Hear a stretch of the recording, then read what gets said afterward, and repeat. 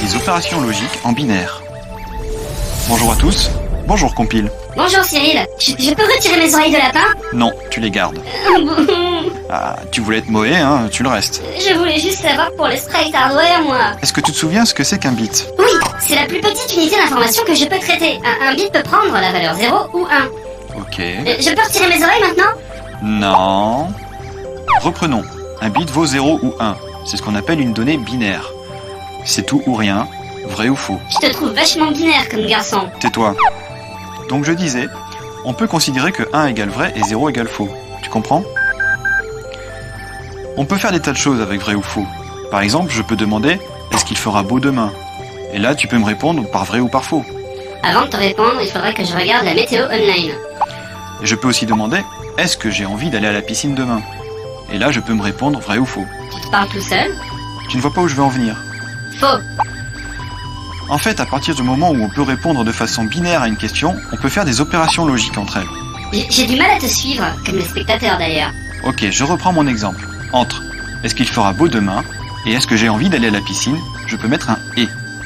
Ensuite, je dis « J'irai à la piscine demain si la réponse à ces deux conditions est vraie. S'il fait beau demain et que j'ai envie d'aller à la piscine, alors j'irai à la piscine. S'il fait beau demain et je n'ai pas envie d'aller à la piscine, alors je n'irai pas à la piscine. S'il ne fait pas beau demain et j'ai envie d'aller à la piscine, ben alors je n'irai quand même pas à la piscine. Et enfin, s'il ne fait pas beau demain et que je n'ai pas envie, je n'irai pas. C'est passionnant toutes ces histoires aquatiques, mais ça me laisse de marbre. Cette opération logique s'appelle le « et ». C'est très utile. Par exemple? Dans un RPG, si le héros possède la clé du donjon et qu'il a un niveau supérieur à 20, alors il peut rentrer dans le donjon de Mortegarde.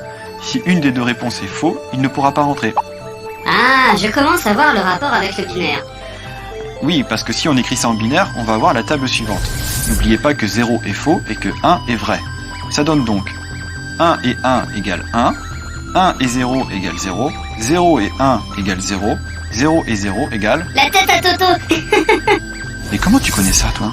Je te le dirai si tu me laisses retirer mes oreilles de lapin.